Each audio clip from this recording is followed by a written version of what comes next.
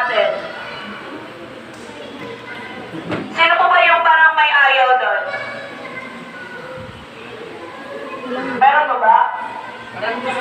Ha? Ayaw? Bakit lang?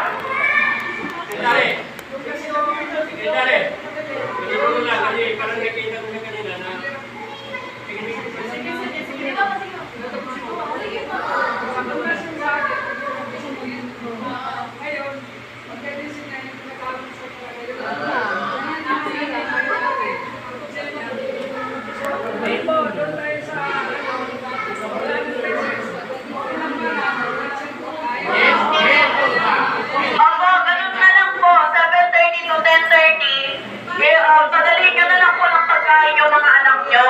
Yes. Padalhin na lang po. Hindi po namin sinabi na di porket wala pong break time is wala po silang magdala ng pagkain. Pwede po silang magdala.